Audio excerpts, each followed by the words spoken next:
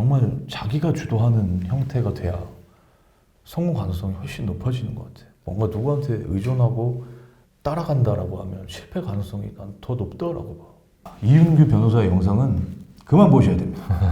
왜요? 공부하셔야지. 그 시간에 공부하는 게 낫다. 그 시간에 공부하셔야죠. 2배속으로 빠르게 돌리신 다음에 일단 공부하십시오. 구독을 과감하게 끊고 이 영상 나가면 네. 자신 있으세요? 골드 버튼 획득 더 어려워질 수도 있겠네요. 28만으로 떨어질 거예요. 책 정리는 뭐 회독수라고 하는데 보통 기본서를 하나 가지고 처음에 읽을 때에는 당연히 뭐 사진 암기법이 안 되고 10회독 이상을 하고 난 다음에 시험을 앞두고 한 달 정도, 한 달 정도부터는 책을 넘기는 시간도 빨라지고 그때 핵심 쟁점, 내가 어려워하는 부분은 이렇게 보다가 조금 떨어져서 이 면을 그냥 머릿속에 계속 각인을 시키는 거지. 모양 그대로 보는 거네요? 그냥 모양 그대로? 모양 그대로. 물론 이 모양 그대로 정확히 떠오르지 않겠지만 책을 읽을 때 뭐 사람마다 방법은 다른데 처음 읽을 때는 연필, 그 다음에 읽을 때는 볼펜, 색연필, 뭐 형광펜 이런 식으로 해서 점점 내가 중점을 둬서 읽어야 될 부분을 줄여가는 거지. 늘리는 게 아니라 줄여가는 거예요? 줄여가는 거지. 양으로 치면 연필, 볼펜, 색연필, 형광펜 여기까지 낮아지는 건데. 그럼 이런 거네요? 이렇게 책이 이렇게 하얀 게 있으면은 글자에서는 거기서 연필만 쳐가지고 걔만 보다가 좀 익숙해지면 거기서 이제 다시 볼펜으로 연필 친 애 중에 다시 볼펜으로 한 번 더 칠하고. 그렇지. 그러면 나머지 이제 볼펜이 안 칠해진 연필은 날아가고 걔들은 머릿속에 날아가고 또 거기서 이제 다시 색연필 한 번 더 해서 또 볼펜에서도 또 줄이고. 그게 일단 원칙적이긴 한데 내가 강의 같은 걸 안 들었기 때문에. 강의 안 듣고 하셨어요? 강의 안 들었어. 그래요? 강의를 안 듣고 그 강약 조절을 내가 했는데 기출문제나 이런 거 풀어보면서 내가 예를 들어서 색연필까지 왔어. 색연필까지 왔는데 핵심적인 부분이 볼펜에 있었던 거야. 그냥 문제집에서 찾아서 볼펜에다가 다시 색연필을 칠해. 그런 식으로 등급을 좀 높여주는 거네. 등급을 높여주는 거지. 얘가 중요하다 이렇게. 높여주는 거고.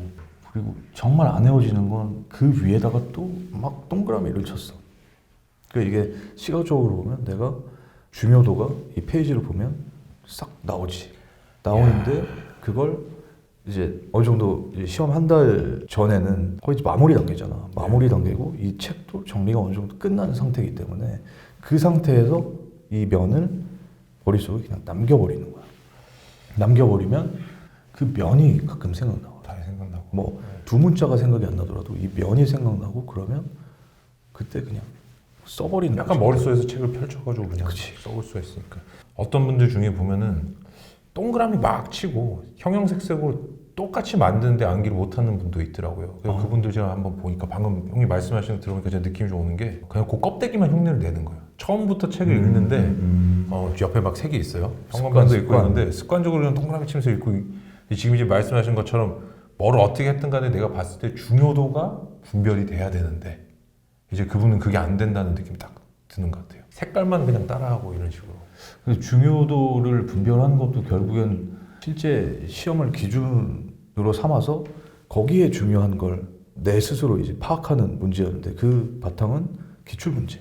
중요도를 내가 스스로 판단하는 그게 생기면 마지막에 책 정리할 땐 그건 완전히 내게 돼버린 거야. 그냥 그것만 믿고 가는 거지.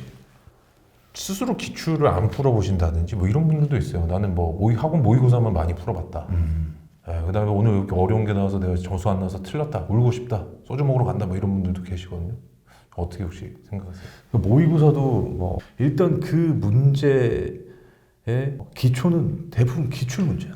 기출 문제 가지고 변형을 시키거나 기출 문제 가장 좋은 문제니까 여기서 변형을 시키거나 뭐 그러는 건데 학원에서 하는 모의고사나 뭐 교수 모의고사 2차 때 교수 출제 모의고사 이런 거 풀어봤는데 기출 문제보다 확실히 질이 떨어져. 정치한 면에서 문장 배열 이런 것들이 정리되어 있지 않은 엉성한 좀 그런 엉성한 면이 많고 사실 그런 문제는 틀려도 아쉬울 게 없더라고. 왜냐면 문장을 보면 이건 기출에서 안 나와. 이게 판별이 딱 되셨네요. 이건 안 나올 애다. 이런 문제는 몰라도 돼요. 기출 문제가 아닌 문제는 일단 그 문제의 질이 떨어질 수밖에 없고 거기에서 뭐 그런 문제들을 틀렸다라고 해서 좌절할 필요는 없는 것 같아요. 기출을 이게 딱 봐서 판별이 될 정도면 기출 굉장히 많이 풀어보신 거네요. 기출은 계속 반복해서 봤지. 대략 몇 번 정도 보신 것 같아요? 닳도록 본 것 같아. 닳도록. 닳도록 본 것 같아. 그냥 기본서 한번 보고 회독을 마칠 때마다 기출 문제 그냥 한번 풀어보고. 가끔 이제 질문 다시는 분들 중에 보면은 변호사님 저 기출 한 번 봤습니다. 근데 점수가 잘 안 나오네 뭐 이런 분들이 계시거든요. 한 번으로는 좀 많이 부족하다. 뭐 점수가 안 나올 수 있지. 안 나올 수 있는데 네. 그거는 공부가 그만큼 덜 됐다는 뭐 방증일 테니까. 기본서로 좀 공부 양을 늘리면 내가 틀렸던 문제를 다시 보면 아 내가 왜 틀렸었구나라는 걸 알게 되거든. 틀렸던 이유 단순히 OX를 틀렸었던 건지 이건 되게 간단하게 해결할 수 있는 문제고 아니면 제대로 이해하지 못했었기 때문인지 또 알 수 있고 유형에 따라서 그걸 하나씩 넘어가는 거지. 다시 책 기본서라든지 내 교재를 통해서 다시 내가 틀린 이유를 면밀하게 찾아야 되네. 찾아야지. 그 이해를 해야 돼. 이해를. 근데 이게 보통 보면은 내가 예를 들어서 뭐 26번 틀렸어요. 3번을 했는데 답이 4번이 그러면 답 4번이 하고 넘어가는 분들 굉장히 많거든요. 모의고사를 풀 때나 이때는 뭐 나는 맞고 틀리고가 크게 중요하진 않았었던 것 같아. 맞은 문제에서도 네. 내가 헷갈렸던 부분 마지막까지 뭐 객관식을 놓고 얘기하면 이 부분에 대해서 고민했었던 선택지 내가 이걸 왜 고민했었는지 뭐 찾아보고 틀린 문제 거기서 똑같은 고민을 했었던 것 같아. 맞은 문제 내가 맞힌 문제건 틀린 문제건 내가 이 문장 또는 판례를 봤을 때 뭔가 순간적으로 결정이 안 내려졌다. 그러면 내가 이걸 왜 그때 고민을 했는지 파악을 해서 그걸 극복을 해야 다음에 그걸 보면 바로 결론이 나올 수가 있잖아. 응용을 해도 맞출 수 있고. 그렇죠? 맞출 수 있지. 근데 이게 보통 보면은 내가 문제를 마치 이게 실전처럼 막 풀어가지고 찍어서 맞췄는데도 내가 맞았다 이렇게. 나는 의미 없어. 그럼 아무 의미가 없네요. 나는 의미 없다고 생각했어. 의미가 없지 그거. 어쨌든 실전이 아닌데 맞고 틀리고 뭐가 중요해. 그렇게 생각했었던 것 같고 물론 점수가 좋으면 좋지만 내가 당연히 맞췄어야 될 문제 그건 신경 쓸 필요 없겠고 나머지 한 30% 문제 이게 되게 재밌는 게 저는 이제 형님하고 생각이 완전히 똑같죠. 그래서 내가 이거를 맞히고 안 맞히고가 아니라 얘가 실전에 나올지 변형된다면 어떻게 나올지 그다음 내가 만약에 이걸 바꿔서 풀었는데도 맞힐지 이 모든 프로세스가 완벽히 돌아간 이걸 자꾸 점검을 했거든요. 근데 이게 요즘 분들 재밌는 게 저도 상담을 하니까 보면은 변호사님 어제 제가 뭐 몇 회 기출을 풀었는데 80점밖에 안 나왔어요. 어떻게 되죠? 저 시험 떨어지는 거 아니냐고 그러면은 저는 그러면 할 말이 없네. 할 말이 없어요. 그럼 질문을 받자마자 제가 이게 무슨 질문이지? 이게 어떻게 이거 어디부터 고쳐야 될까? 이건 아예 이 문제를 왜 푸는지 모르는 거잖아요. 이게 그래서 제가 기출 푸는 게 어떤 의미가 있다는 걸 설명을 너무 이게 힘든 거예요. 이게 왜 이분은 사실 이거 왜 푸는지 모르는 분이니까 그죠? 바로 지금 놀라시잖아요. 그거는 사실 답을 줄 수가 없는 질문인 것 같아. 그죠? 내가 80점 받았다. 이거를 근데 이게 시험이라도 좀 많이 남았으면 상관없는데 얼마 안 남았는데 자기가 풀어봤는데 그렇게 받았다 그러면은 이거 더더욱 고치기가 힘들어요. 그때 뭐 그럴 때는 위로밖에 할 말이 없는 거잖아. 정말 그죠? 열심히 하시면 좋은 성적 나올 겁니다라고밖에 할 수는 없는 질문인 건데 어렵지. 방법을 뭐 다 뜯어 고칠 수도 없고 그죠? 그냥 객관식은 뭐 팔찌 했을 때도 바로 결론이 나와야 이건 된다라고 제일 중요하죠. 생각했거든. 뭐 고민하는 문제 한두 개 어려운 문제가 있을 수 있고 그거는 고민을 해서 해결할 수도 있지만 대부분의 문제는 진짜 고민 없이 딱 보는 순간 내가 이 모든 문장을 이해하고 중간에 문구를 살짝 바꿔가지고 함정을 파는 경우도 있잖아. 이것까지 그냥 바로바로 걸러낼 정도로 이해 암기가 돼 있어야지. 맞아요. 저도 그래서 이제 저는 극단적으로 어느 정도까지 됐냐면은 저희도 뭐 4점짜리 문제 어려운 게 나왔잖아요. 그거는 시간이 좀 걸리는데 2점짜리 문제들은 단어 보고 바로 답 맞출 수 있을 정도. 뭐 예를 들어서 어디 보면은 뭐 대단하네. 엄격층에서 딱 나오면은 순간적으로 과실만 딱 보는 거예요. 과실 나오면 오답이거든요 이게. 걔는 고의 아니면 무죄예요. 고의 범위 무죄. 그런 식의 이제 그 로직을 짜서 딱 그 답을 바로 딱 맞추는. 근데 형도 뭐 똑같은 말씀 하신 것 같아요. 보자마자 바로 답이 딱 떠오르게끔 돼야 되니까. 그러니까. 심지어 그걸 또 계속 반복하다 보면은 어떤 문제가 나오면은 어떤 지문부터 먼저 정오를 판단하면 답을 빨리 찾을 수도 이런 것도 보이더라고요. 그렇지. 뭐 엄격 책임서 이런 거 나오면 거기에서 잘 기억도 안 나는데 그거 나오면 함정판은 다 똑같거든. 다 똑같죠. 다 똑같아. 네. 그리고 기출은 그게 명확하게 드러나. 명확하죠. 명확하게 드러나는데 또 그 함정을 파는 것도 그 함정의 어떤 교묘함 이 정도는 기출이 최고야. 최고죠. 정말 이거는 야 기분도 안 나빠요. 이게 심지어 기분이 안 나빠. 기분이 안 나빠요. 이건 진짜 틀릴 수밖에 없겠다. 뭐 이런 문제들이 있는데 기출이 아닌 그냥 문제는 그런 문제가 굉장히 드물지. 그죠. 드물고 아씨 기분이 나빠요. 기분. 문장을 이렇게 써가지고 이거는 내가 틀렸어도 아쉬움이 없는 거지. 그건 어차피 왜냐면 이런 문제는 안 나오거든. 안 나온다. 안 나오니까 이런 문제는 틀려도 돼. 참 이게 형님 말씀이 제가 또 너무 와닿는 게 요즘 분들이 굉장히 많이 끌려가요. 강사님들이라든지 어떤 대세 이런데 저 사람들이 본 책 다 봐야 될 것 같고 저 사람이 듣는 강의 다 들어야 될 것 같고 강사님 말씀하시는 거 다 맞는 것 같고 시험에 이거 나온다면 그대로 믿고 그다음에 뭐 실제 내가 뭐 내 어떤 머리나 힘으로 분석하고 판단하는 능력이 굉장히 떨어졌다는 생각이 많이 들더라고요. 내가 가릴 수가 없는 거죠. 이게 뭐가 중요한지. 내가 생각하는 공부는 일단 어떤 지식을 입력을 해야 되잖아. 네. 지식을 입력을 하고 입력한 걸 내가 스스로 습득을 해서 이해를 하고 그 이해를 바탕으로 암기도 해야 되고 암기한 걸 이해하고 암기한 걸 결국엔 시험장에서 쏟아내는 시험 공부의 과정이라고 생각하거든. 네. 강사분들 되게 훌륭하시고 수험생들한테 분명 필요한 존재라고 생각해. 나는 그게 맞지 않아서 뭐 강의를 도외시했지만 필요한데 그분들이 수험생들한테 해줄 수 있는 역할은 처음에 이 지식을 입력할 때 좀 쉽게 입력될 수 있도록 그리고 초기 이해에 조금 도움이 되는 그런 보조를 해준 역할이라고 생각을 하거든. 생소함을 좀 없애준다. 생소함을 없애주고 네. 뭐 그런 정도지. 그걸 넘어서 결국에는 내가 이걸 이해해서 암기하는 건 전적으로 내 몫이거든.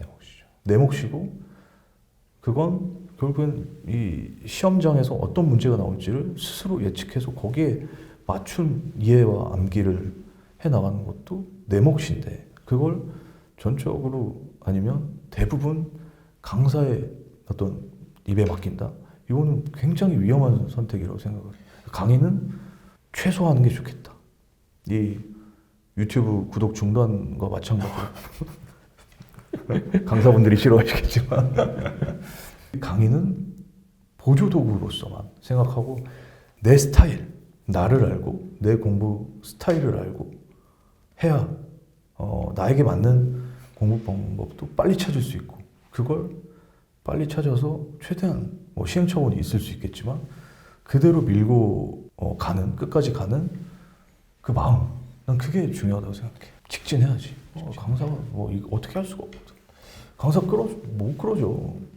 보면은 조금 이제 자기 가치관이 정립이 안 된 수험생 분들이 이런 분들이 있어요. 어리니까. 강사님들이 화려하게 칠판에 정리하고 자기 외운 거 아니면 목차 외운 거 이렇게 쓰시는 분들 있잖아요. 싹 쓰면 뭐, 야 어떻게 저렇게 하지?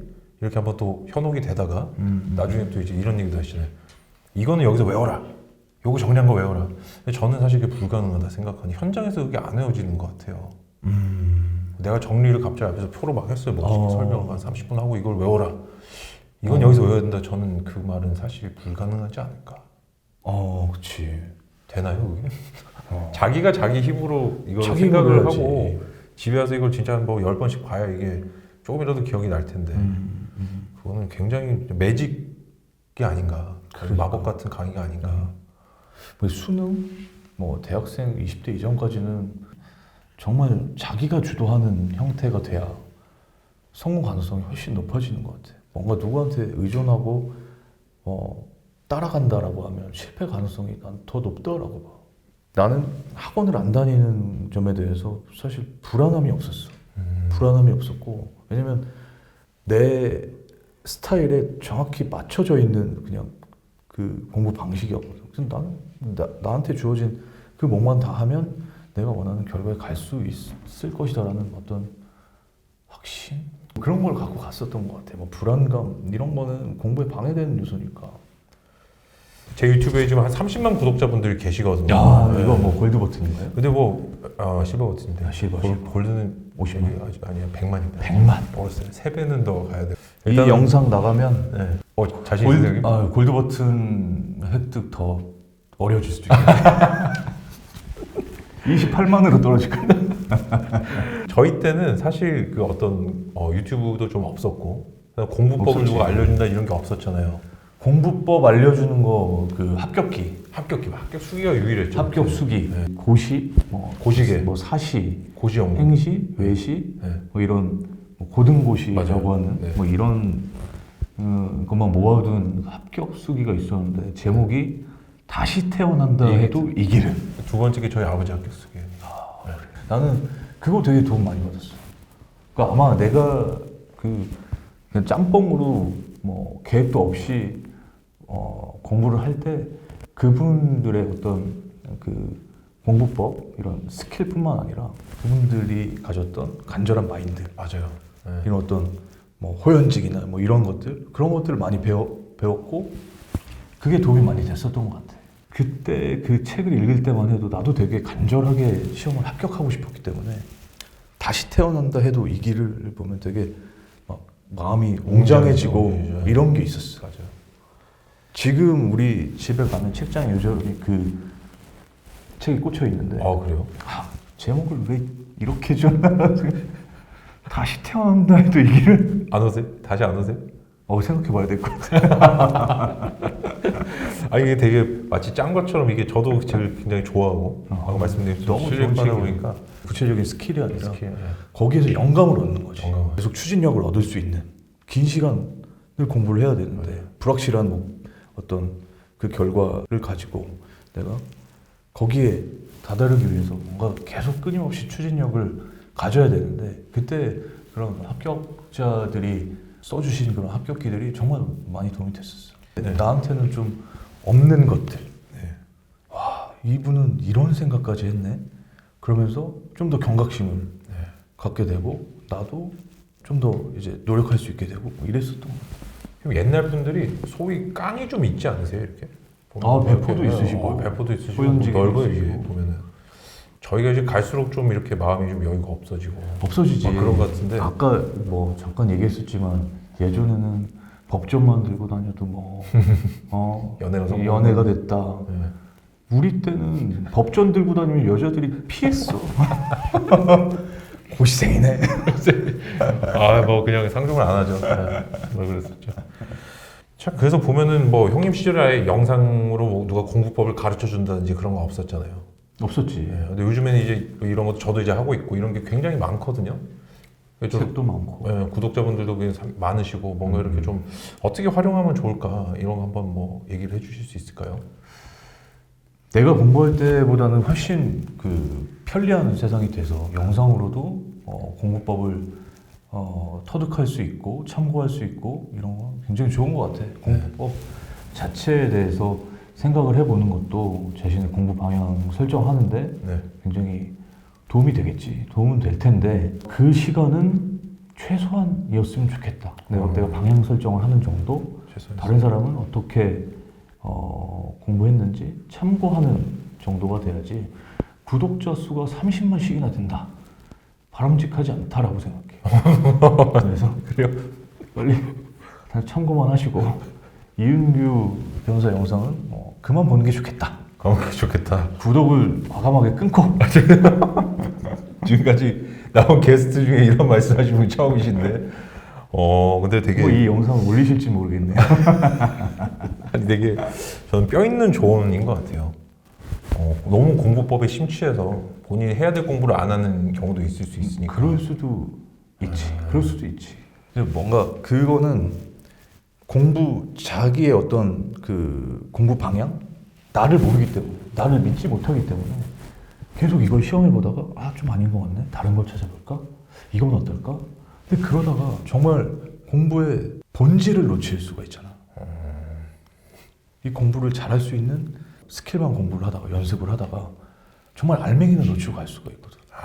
정작 자기 지식을 만드는 건 안 할 수가 있네요. 뭐 글을 보고 그 어떤 문장을 해석해서 이걸 내가 이해해 봐야겠다라는 관점에서 이 어떤 그 문장 또는 그 글에 접근을 해야 되는데 이걸 어떻게 하면 이렇게 한번 외울 수 있을까라는 내 포커스를 맞추고 스킬로만 이걸 어떻게 해결해 보겠다라는 식으로 바뀔 수도 있다라고 생각해요. 진지한 고민 같은 건 없어지고.